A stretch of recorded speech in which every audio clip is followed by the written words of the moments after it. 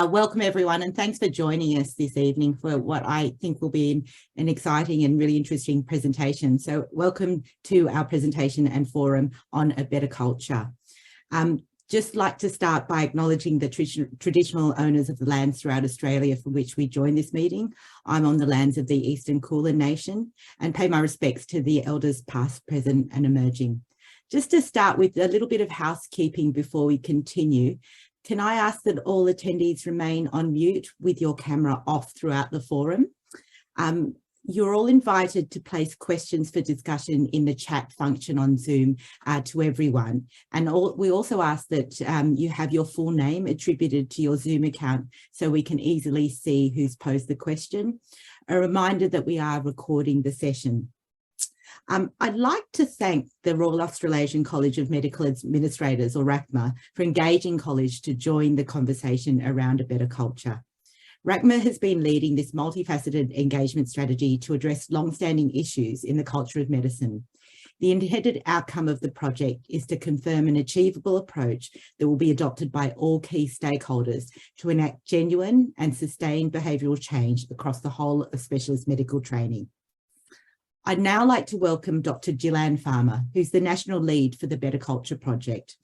Dr. Farmer was Medical Director of the United Nations for 8 years and responsible for the health, safety and well-being of all UN personnel deployed throughout the world and the standards in healthcare facilities operating under the UN flag. Dr. Farmer also managed the UN's response to the New York wave of COVID-19 in 2020. Since leaving the UN, she's worked as Deputy Director General in Queensland Health and as a frontline clinician in primary care and emergency medicine. I now invite Dr. Farmer to commence her presentation, and after this, we'll have our college panelists join Dr. Farmer for discussion, incorporating the questions from attendees posted in the chat function. Thanks, Dr. Farmer. Thank you very much. Thank you so much for the opportunity to be here. And I will just now share my screen. Give me a moment to get that set up. So tonight's presentation is going to be interactive. I've just got a little technical issue with the screen share. Forgive me for a moment. I do apologise.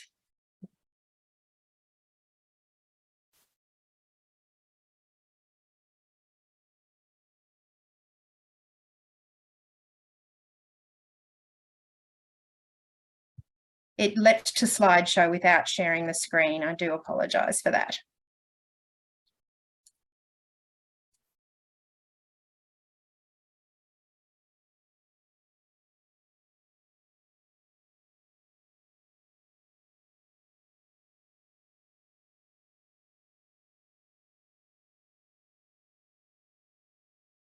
Okay, now we should have a screen share up and running.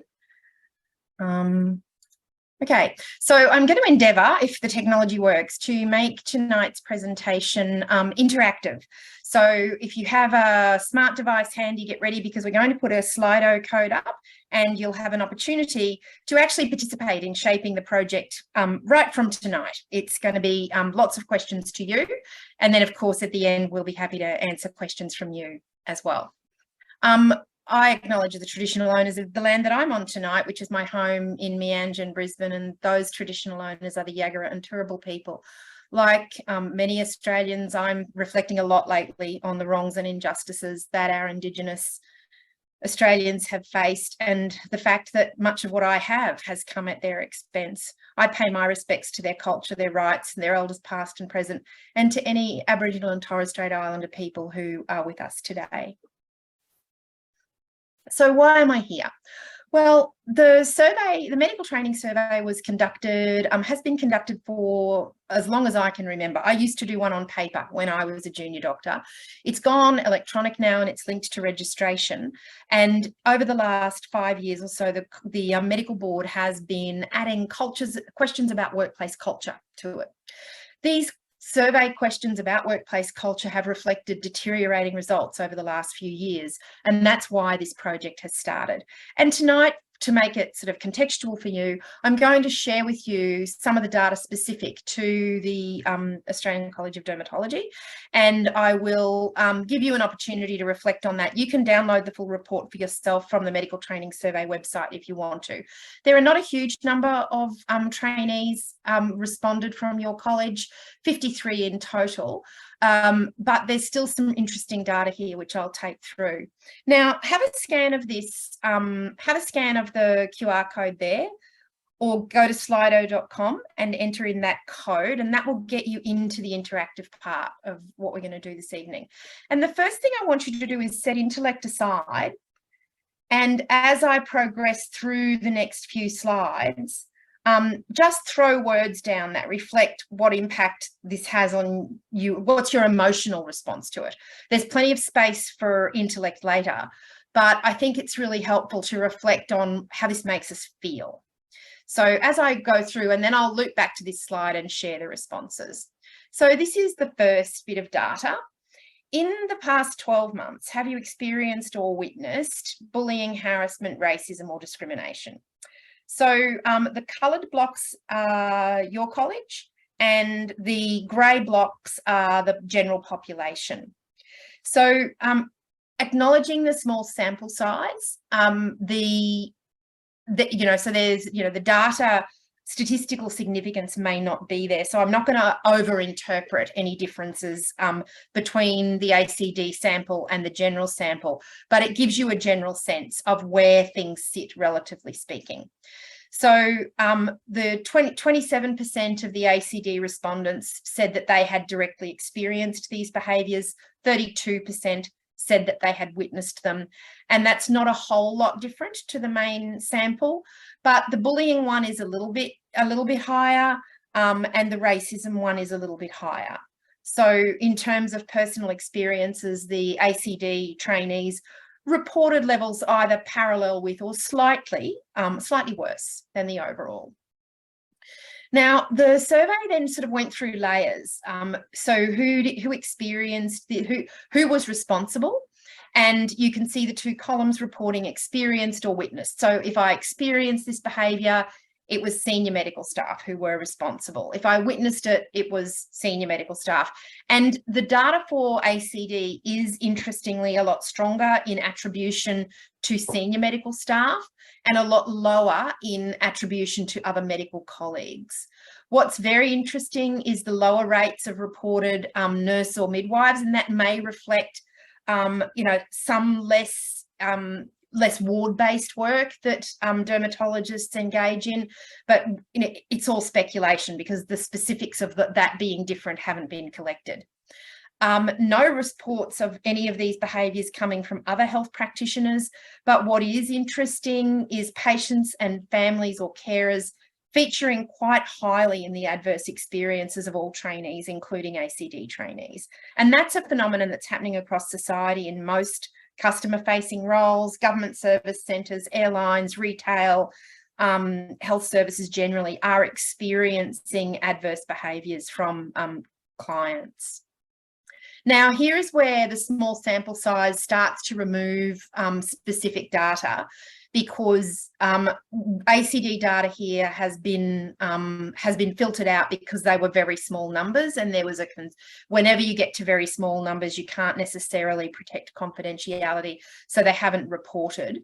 So in terms of the experience, who experienced bullying, racism, harassment, or discrimination, that data is not being reported, but in the who saw it, it was in their team or in their department, but a lot of it was from other departments. So this is something where I think if you're looking at this data and thinking our college doesn't have an issue, what I would say is that your college, your trainees seem to be experiencing things from other people, and it appears to be other departments. And if you connect the dots between the slides, it may be senior medical staff from other departments. So overall, the workplace isn't looking too bad for ACD trainees, but opportunities for improvement. And I've put this one, even though there's no specific data for your college, in just to show you what the general data shows.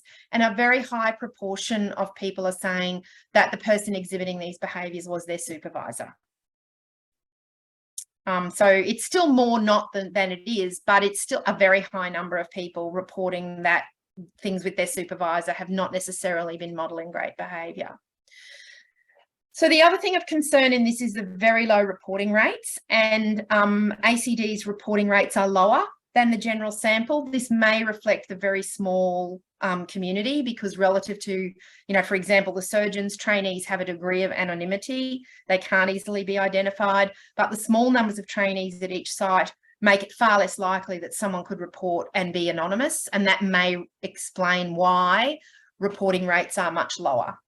And again, the data specific to your college is not presented, but overall, trainees reported that only about half of reports were followed up, and of the reports that were followed up, about a fifth weren't happy with what had happened with it when it had been their own experience. So people aren't reporting, and when they do report, it's not a terribly satisfactory experience overall. Many of them are satisfied. You can always look at it glass half full, glass half empty. But that's the that's sort of the summary space. And what prevented you from reporting? Concern about repercussions, very much the case, and the ACD data aligning perfectly there with the national data. A lack of support and a lack of belief that anything will be done. Just a real sense of fatalism there. It's not worth it. I'll get blowback and nothing will change anyway, so I will have stuck my neck out for nothing. Pretty much sums up the attitude. And then, you know, what is the impact of you on these experiences in your training? And for those who experienced it directly rather than witnessed, there's a stronger adverse effect, with moderate or major effect happening for around 42%, if you add the 25 and 17 together there. 42% no effect and 8% minor effect there. For the people who witnessed it, much less likely to have an adverse effect on them, a major effect on them. But overall, people are reporting that at least a significant proportion of them feel that these experiences impact their training. Now, I turn the spotlight a little bit here onto the experiences of Aboriginal and Torres Strait Islander trainees. Just, I hope to stimulate reflection that what we think is going on might not be the same experience that everybody has. And I recall, you know, where situations where someone might complain of an experience and someone argues with them by saying, well, that's never happened to me. So what's very interesting to me in this slide set is the higher proportion of Aboriginal and Torres Strait Islander respondents who disagreed that racism isn't tolerated. So you look at those numbers, ACD and the national response both had a 4% disagreement rate. So basically, pretty much agreeing that racism is not tolerated. But the lived experience of the Aboriginal and Torres Strait Islander respondents was that, in fact, you know, mostly we agree, but there's a significant subset, and in fact 3 times the rate of disagreement than there was for the general respondent population. And I think it's just, I include this to, you know, encourage us to think about the fact that when you walk in a space, and I don't use the word privilege as an insult. Privilege is a privilege, and you have an opportunity to do something helpful with it. When you are in a space, as I am, of privilege, of being educated, wealthy, white, Australian, locally trained, you can fail to notice the things that happen to the people who don't live in your space. And this slide encourages us to think about that. And then there's a further impact of that. So 20% of respondents in the national survey were considering a future outside medicine. Props to you, only 9% of your trainees are considering a future outside of medicine. That's fully half. So that's a very, very positive result. Perhaps, you know, reflecting many things about your cohort, but they're, you know, a general optimism about their future and the worth of pursuing a training program. But look at that number for Aboriginal and Torres Strait Islander people, 30%, nearly 30% are considering leaving. And when you consider the enormous effort and overcoming of barriers that represents for this cohort, that's a tragic loss, and we need to move. We need to work on making that disappear. So let me just go back.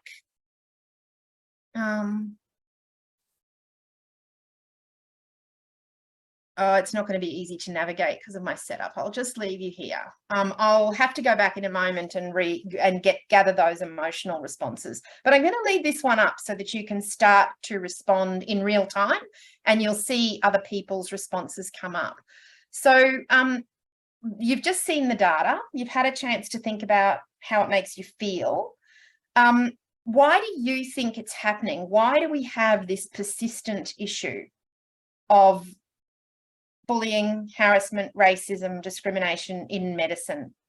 And yeah, there's some other slides later about what we can do about it, but I'm very interested in your views.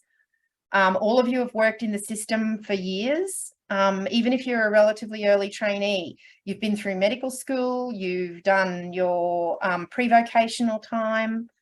So what is it? What's driving this? There you go. Our first response is up. Thank you to the person who broke the ice.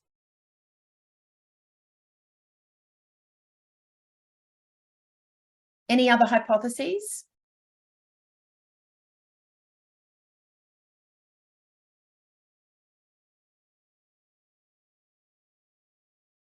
Yeah, that's why the project's called The Culture of Medicine. It is cultural. There's a cultural baton.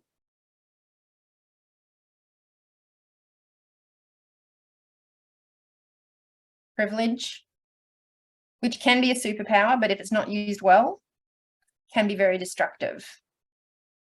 Millennials, indeed. Some of it is in the perspective of the people doing the reporting. Some of it is in awareness.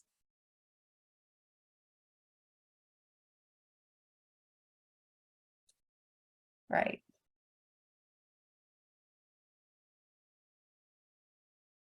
Keep it coming. These are great. You know, these are all very valid perspectives. Yeah, bullying, they were given a definition of bullying. I don't have it memorized, but best practice is that you give a definition and then people report it. So it wasn't just left open. If did someone, you know, say a mean word and people could report that as bullying. Now, that's a really interesting point about, you know, the old guns hanging on. I think it's a little ironic that someone of my era and my grey hair is leading this project. But I'm, you know, I'm doing everything I can to make sure that our younger cohort of colleagues have the opportunity to be very visible and contribute enormously to visioning the future culture and working out how we can change it.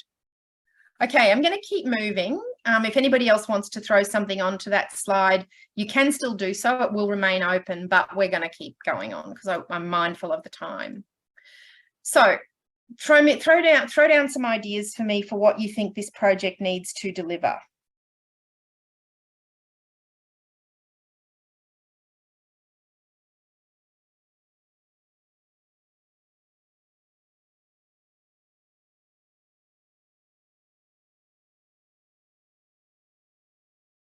Solutions, yes, I agree. Engagement, we're working on that. Accountability comes up a lot when I do these sessions. Accountability is really important, and it's a real challenge. Exacting accountability when your service depends on someone who is frankly obnoxious continuing to deliver is a real challenge in the current operating environment. Fairness, correct. Yep. Thank you. Yeah, I think we've got to do much better at communicating when we act. And that's one of the challenges in management, because HR processes are supposed to be confidential, but you can't leave it completely confidential. You know, somehow we have to make it clear that there are consequences for adverse behaviours, instead of somebody that people know, you know, is a shouter and a thrower and an abuser, apparently sailing through unscathed. That sends terrible messages. Right. Yep. So educating first, absolutely. There needs to be opportunities to change. And we need to train our trainees in graciously receiving feedback, but understanding where the boundaries are. So supporting consultants to provide feedback and also support trainees to receive feedback. And yes, teeth. I agree. Great. I'm going to keep moving. I'm mindful of the time, but thank you for those of you who are jumping in. So this Slido, this software will capture all of this so that I can incorporate it and have time to think about it and reflect on it later. So thank you for putting your things in. So our natty little logo, the little star that you can see behind my head, is made up of an X and a plus, symbolizing that to get there, we're going to have to do less and more of many things. So what are you aware of that's been tried and failed? What is it that makes you cynical? What do you not want us to trot out again? And note, I'm giving you the chance to say this before I tell you what I'm doing. So I might be about to spatter myself against the windscreen, but that's okay. When I engage to get your input, it's genuine. I really want to know. What are you aware of that's been tried and failed that we should not dust off and bring out again?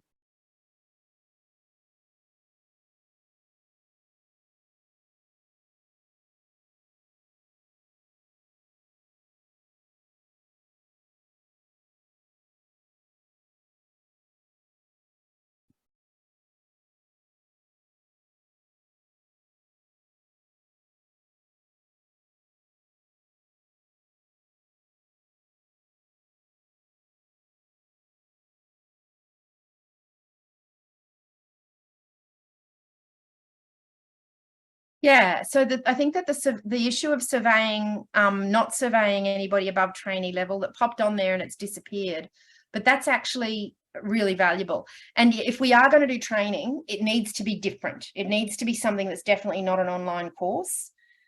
Token courses are just not going to help. And they're leaving the onus on the victim to report bullying. These are great. Anonymous surveys, not anonymous.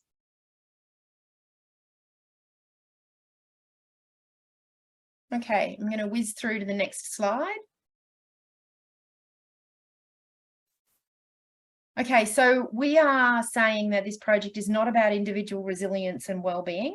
It's not a health program, and we want to challenge the traditional perceived locus of control. And what do I mean by that? That when people are struggling, when they report bullying or harassment, or when they say that something in their workplace is unacceptable, very often in medicine, our culture is to say that there's a problem with the person, rather than to look at the systems, the structures, what's going on. And even with perpetrators, what is it about the system that is precipitating these behaviours? What is it that is creating these adverse workplace cultures? So we're really trying to take a systems perspective in this. What are you aware of that has succeeded? Are you aware of any place that has actually managed to fix this? And if so, what have they done?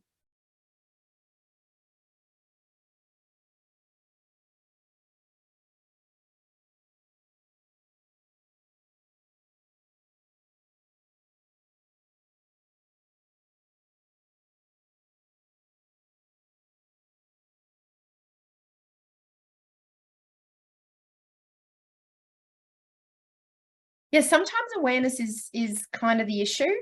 Sometimes some people are just utterly unaware of the impact that they have on others. And making them aware of it can make a huge difference. Certainly, you know, the Operating with Respect program that the surgeons implemented has a high success rate in individual sort of insight, but it hasn't necessarily managed to shift the dial on the experience, because it seems that it's a bit like pulling weeds. You pull one and another one pops up.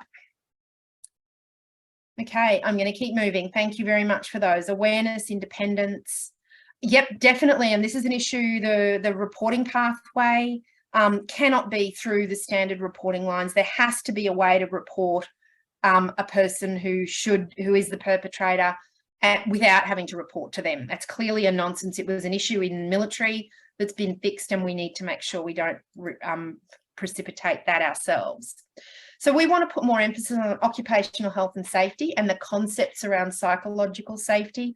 More emphasis, as I was saying, on the drivers, enablers and perpetuators of adverse workplace culture. More emphasis on organisational responsibility and more emphasis on hard levers. What are the things we can change? And we want to collaborate with some of the really big programs out there that are producing excellent material. But in our little health microsphere, we seem sometimes to ignore some of the things that are happening in the broader society. So here is where I, have to nail my colours to the mast. This is our current draft of focus areas. First one is profession-wide competencies, so that we have a common set of definitions across the professions of what does it mean, for example, to adequately manage unconscious bias? What does it mean to be anti-racist? What does it mean to be a gender equity advocate? So we need to reflect together on what are the modern competencies that we need and set those as a minimum set. The colleges can add whatever they want, but we need something in common that defines the behaviours that will help us stamp this out. I have got training and skills development in there, but and I know that there is a lot of cynicism about training. I agree. When I talk about training and skills development, I'm talking about immersive training, simulation training, experiential and emotion driven, so that people actually learn what it is like to experience these behaviours, what it is like to successfully intervene. Definitely not a click-a-box online training course. We also believe that there needs to be a national framework for addressing this, because the biggest problem at the moment is that everybody points the finger at everybody else. That there's a whole lot of crossover where the colleges will say it's the employers' responsibilities, the employers will say it's the colleges' responsibilities, the states will say it's the Commonwealth will say it's the states, and everything ends up stuck as we all point the finger of responsibility at somebody else. So we want to map out exactly who holds which levers in their hands and when and how we need them to pull on them, so that we get the boat moving all in the same direction. And we want to have a more robust and universal evaluation framework than the medical training survey. As someone highlighted in the feedback earlier, it can't just be trainees being surveyed. We need to be getting input from others as well. And that what we want to do is have a proper evaluation framework that is robustly designed and aligned with best practice. So this is where you get to slam it. Just take a moment to rate each of the proposed things, your optimism or pessimism about the proposed approach. Competencies, useless, fabulous, somewhere in between. Go for it. I do not need you to be nice to me. I need you to tell me what you think.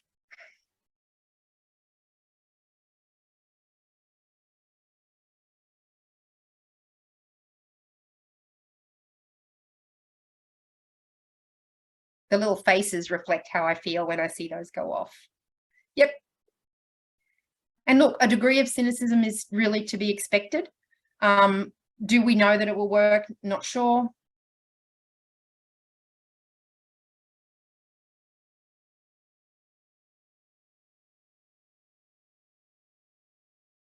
Great. Thank you. Okay, sort of a bit of a bell curve emerging there, normal distribution. I'm going to move on because I'm collecting as much from you as I can with a limited amount of time so that we can have a conversation. Training and skills development. Now, remembering I said not click a box, but proper immersive experiential training. And this can be something that starts at student level so that we get leadership behaviours and adequate responses to adverse behaviours modelled and embedded across the career cycle.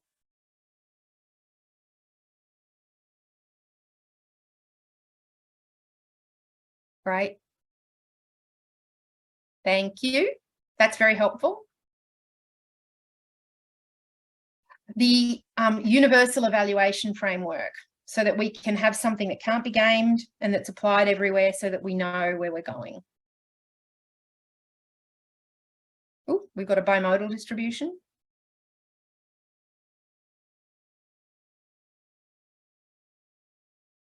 It's fun watching the graphs come and go. I like putting these up so that you can see what people are saying.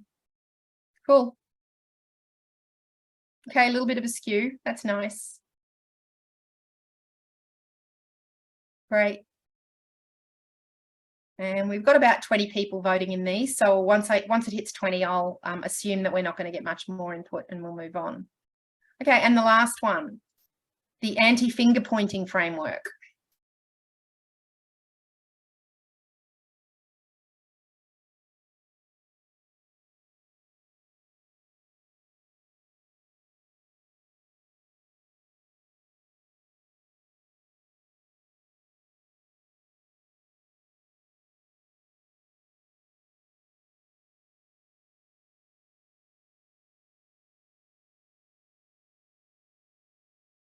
Awesome. Thank you very much. All right. So what's happening now? What we're already doing, we're just in the process of finishing some qualitative research where we have had interviews with 20 senior fellows of the College of Medical Administrators to try and get an understanding of what the barriers have been to them dealing with this. We expect that report to be available within the next few weeks, and that's going to inform the work in all of the pillars. It's one of the reasons it was the first bit of work off. Then the quantitative research, we've got a review of the medical training survey currently happening by the people who own the Australian Workplace Barometer. These are the scientific experts who've been monitoring and reporting on bullying, harassment, etc. across Australia for several decades now. And what we want to try and do is align the tools that we use with those national norms so that we can benchmark how much our data deviates from population norms, because there's going to be a certain baseline level that reflects the societal culture rather than a particular problem for medicine. And absent that ability to benchmark, we don't really know yet. So that's the first step in the developing of a monitoring tool. And I'm engaged with the Australian Workplace Barometer. And these are the people who've produced, for example, this infographic, which is about workplace bullying and violence. Sexual humour, physically assaulted or threatened by patients or clients. So 22% of workers, which is pretty high. 37% of workers report being sworn or yelled at in the workplace. So whilst I'm grateful to have this project, I think that it is important that we benchmark against society. And if we are worse than the rest of Australian workplaces, then we work to fix that. And maybe even some of the things that we achieve in fixing it, if we can, will benefit the broader society. So initial 2-year funding, the key deliverables in this period is not to fix culture, but to deliver engagement, hence I'm here, and a clear pathway forward. The engagement structure, you will have seen, I think, the expressions of interest invitations coming out. So the first bit to be constituted is the reference groups, which is the circle.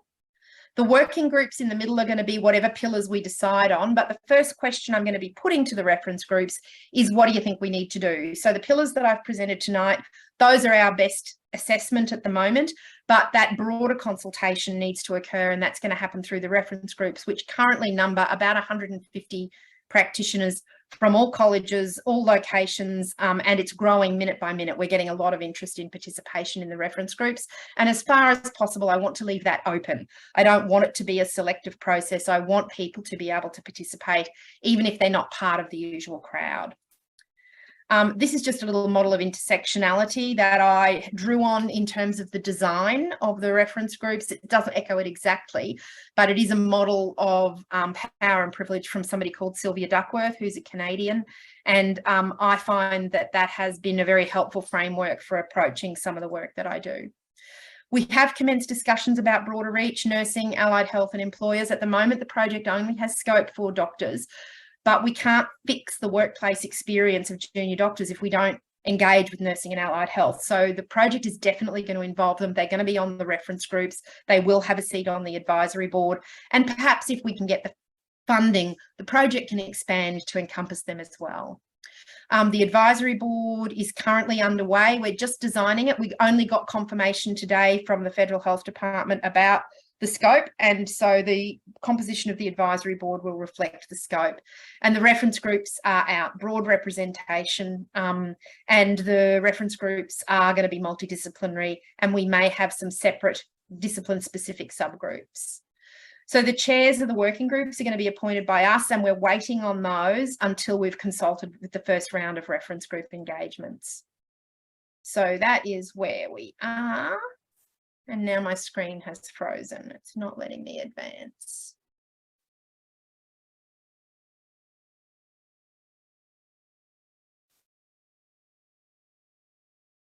Yeah, I'm having a little crash. Okay.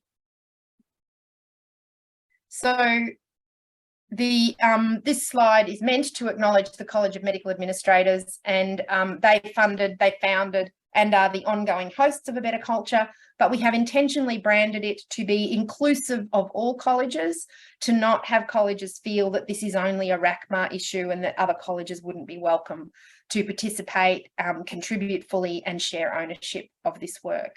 And on that note, I shall stop my share and get out of this troubled PowerPoint presentation.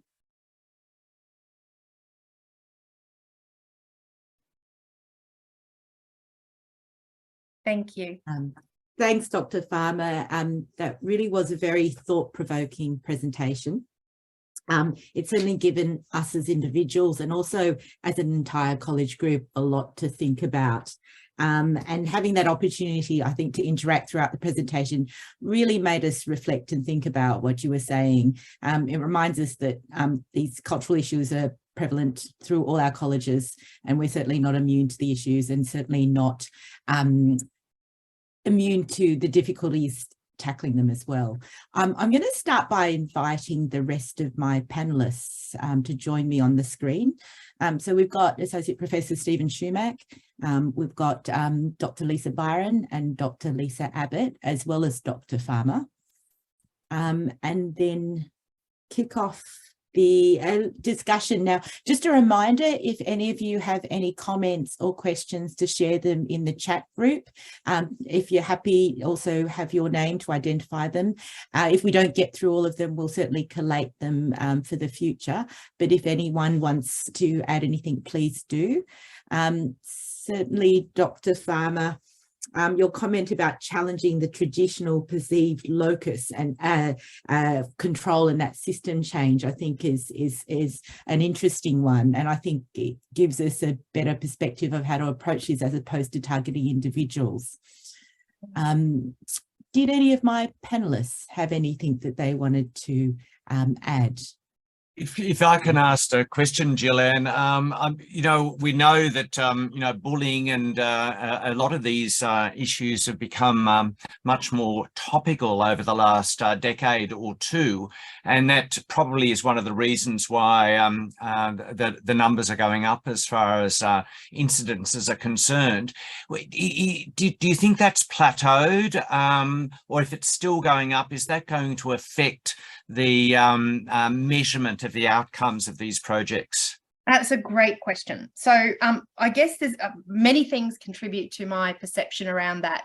The first one is I was involved in the launch of patient safety incident reporting. And one of the great challenges with that was to soften the minister up for the fact that it would look like it was getting worse at first as we normalised incident reporting and got people to start thinking about reporting. So I think that it is, as people see, so there's two things that contribute to reporting. The first one is that people feel safe to report. And the second one is that they believe that something will happen. So visible action as a result of reporting is likely to make it go up. And I think that the best case study for that is the College of Surgeons. RACs have been collecting data like this for quite some time. They've been actively intervening. What they've seen is a reduction in the egregious behaviours, but an increase in reporting about microaggressions, and interestingly, an increase in the number of male trainees reporting sexual harassment, which I think is very encouraging, that they're now actually feeling as though they can talk about that and that they can say that this environment is making me uncomfortable too. So I think it's going to be complicated to interpret the data as we move forward. One of the reasons I'm keen to benchmark against some national standards. Thank you. Lisa Byron. Yeah, I thought that was incredibly interesting. Thank you. One of the things that popped up in, the chats in the interactive feedback was, whether or not we should be implementing the, getting the two sides of the story. So not only is the trainee feeding back on how their rotation's going, how their supervisor is, are there any colleges that you know of where the supervisor gets to do the same kind of thing and gets to give feedback on the training site, how they're handling the registrars. Are there mentor programs for supervisors around that you're aware of? I think that there are, but I don't speak authoritatively. I think that there are some of the colleges put more effort into preparing and training supervisors. And I'm not here as as an apologist for RACS, but I have the most awareness of what they have done. And for example, they require a higher level of training in this kind of awareness in their supervisors, and they engage with them. And as far as I'm aware, newer supervisors have a mentoring relationship with an experienced supervisor. But I think it is something that's really worth reflecting on, because everything does have two sides of the story. It's important, though, that we don't create a system where people who report have the experience of then being put under the microscope, because that will drive reporting further down. So that balanced design and creating something that feels just, that creates justice for everybody, is a really important pathway. Yeah. And it is an interesting common theme, because often if you actually don't feel that you have the skills to actually deal with this, and it is something that we're often told by our supervisors, we want that training, we need that training as well, so that we can handle that. So I think the comment of training trainees to receive feedback and training supervisors to give feedback is particularly pertinent as well. Lisa Abbott, did you have anything to add? Yeah, I do have a question about how things seem to pan out in smaller colleges for Gillian, because we're quite a small college. And I think in terms of seeing any consequences for formal or informal complaints, there's a bit of, I wonder if there's a bit of a barrier because everyone knows each other so well. And RACMA's there are a lot of relationships. We're right? a little college too. Yeah. Yeah. So I wonder if there's been any examples you've seen with smaller colleges like OPSAL or Anaesthetics or RACMA that have worked well to address these issues, because the training is essentially newcomers and everyone else is entrenched and established a little bit more. It's a really interesting point, because in fact also the colleges have very limited levers to deal with it. And just today I had a conversation with someone about a situation where the clinical director of a unit was a known serious bully. Everybody knew it. Everybody knew it. The college knew it. The trainees told the college about it. The college went to the training site, and the training site said, nobody's made a complaint. And so even though everybody knew, because the formal HR process had not been invoked, nothing was done. So I think we need to find ways, and I have no idea what the design is going to be, but that perspective of smaller colleges, of really small and closed communities, and creating a safe but just pathway for people to escalate a concern has to be one of our deliverables. It really does. We've got to find a way. I had an idea, but I don't know if this is workable. But I guess a lot of trainees are concerned about making reports because of the potential for repercussions on their training, and it's quite easy to character assassinate one person. But in these situations where there's a known bully that's been operating for years, like if you could have some assurance that your complaint would be confidential until there were 2 or 3 complaints over time, and that could be opened up in solidarity. So it's not just you, there's a pattern of behaviour detected. I don't know if anyone's tried anything like that or how workable it would be, but it might help to give some reassurance to people who are concerned about coming forward. And look, I think the pattern of behaviour thing is very relevant. I worked for the medical board for a while, and one of the great frustrations at the time I worked for them was we were not allowed to take a pattern of behaviour into account. And so every individual complaint got weighed up, and we weren't allowed to present to the tribunal the 15 other complaints that we had received independently about the same person. So look, it has legal and procedural fairness implications. But it is something that's really worth exploring, Lisa. And I think that you're on the money. We've got to be innovative, and we have to be a little bit brave. Yeah. I think related to that, Andrew Miller's mentioned in our chat that there is often a problem where colleges do support training. We allocate trainees to training centres, but in essence, they're employees of the health service. And so when there is conflict, there really is very much a dependency on the local health service and HR, and we are limited in what we can achieve. And that relates a lot to what Lisa was saying. Yeah. And that, for that reason, in some ways, I feel the original scoping of the project, which said that this is a college issue for colleges to fix, I think that misses the point. Because in fact, everybody is talking about their workplace experiences, and colleges do not own the workplaces. We need to, galvanize the colleges and flex our influence, but we are not the employers. And so that role delineation is pretty important. Yeah. Stephen. Look, Gillian, can I just ask another question on sort of outcomes? I mean, who are the reference group that we look at as far as medical practitioners are concerned? Is it other colleges? Is it other medical workers, such as nursing staff or other people that work in hospitals? Is it the general population? Because after all, bullying, a lot of these cultural issues have become actually very mainstream, or discussions of them about them becoming very mainstream across the board in society. So how do we measure ourselves against? Okay, so here's where my, I guess it's a tendency to maybe go too big, but I think the answer to this is to take that measurement tool big.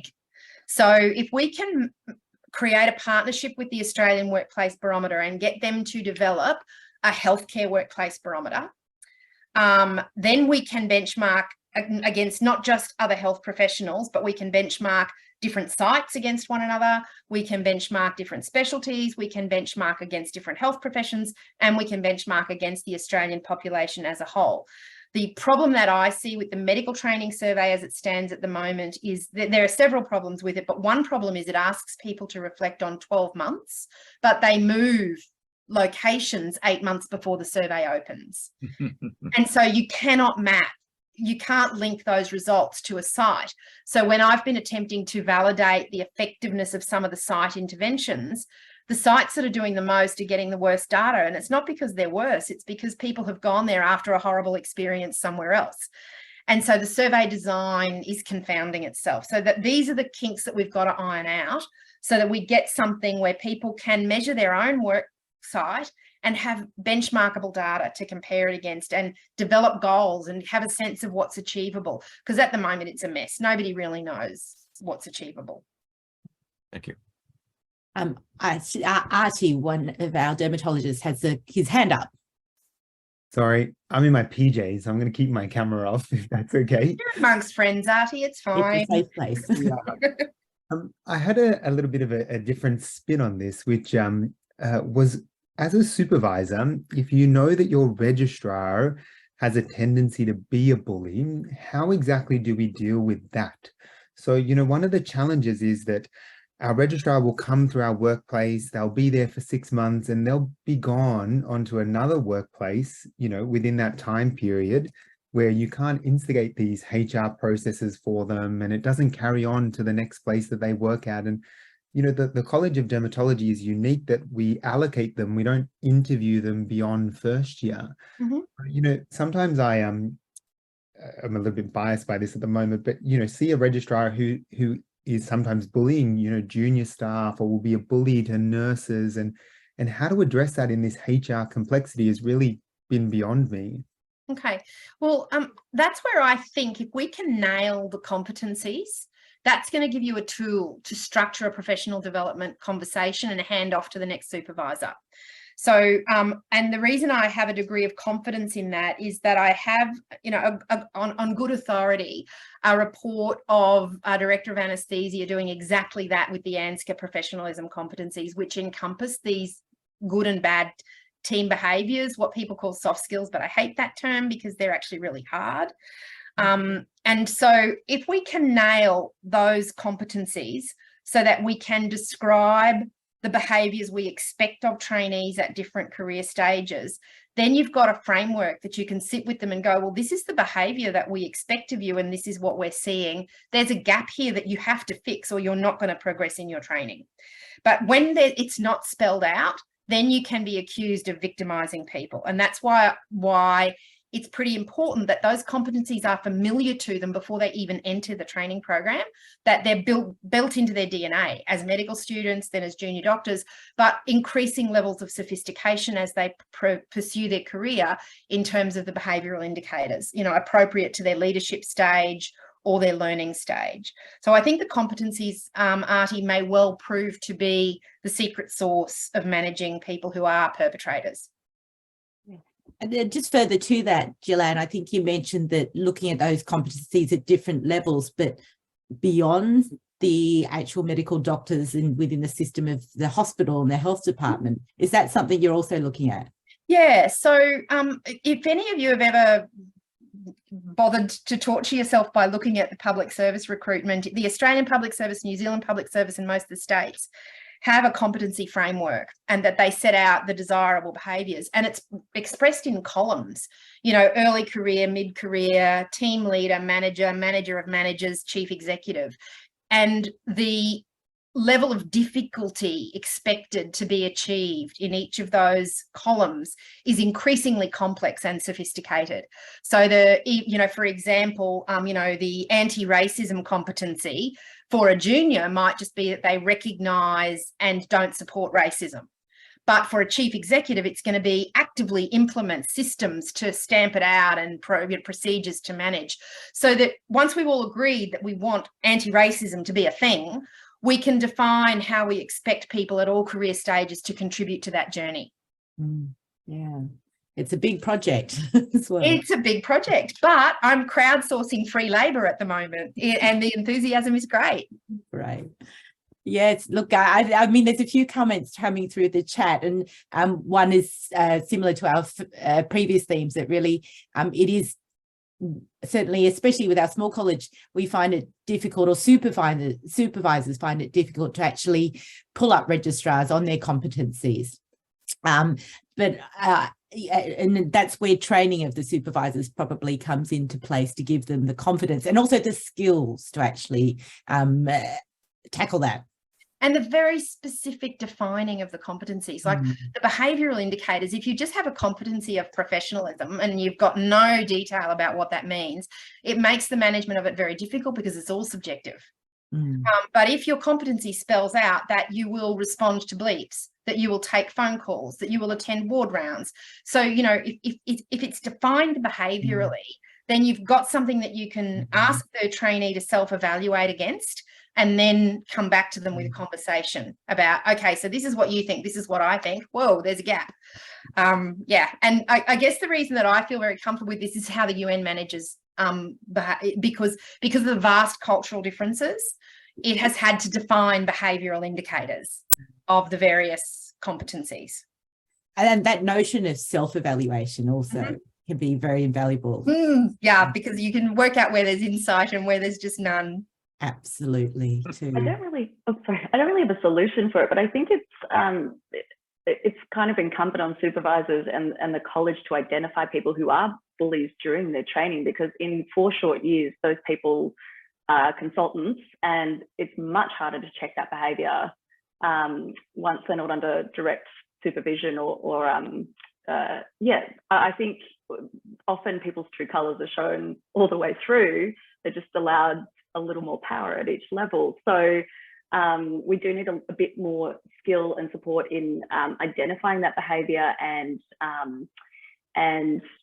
communicating with the trainees about it and taking action if it's needed. Yeah, and look, I do feel that it can be changed. You know, I have the luxury of having been out of Australia for 8 years, and I worked in an emergency department here before I left, and I'm working in emergency departments now, and I have seen a huge cultural shift in the surgical registrars. You know, with being aware of what RACs have done, the engagement with surgical registrars now, obviously some of it's to do with my grey hair, but It is very different. It's very, very different now. And I think that behavioural coaching and setting the clear expectations can have an impact. But we also need to be prepared.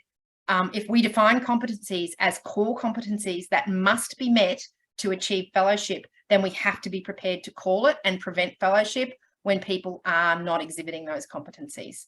And that's where the colleges come in. Yeah.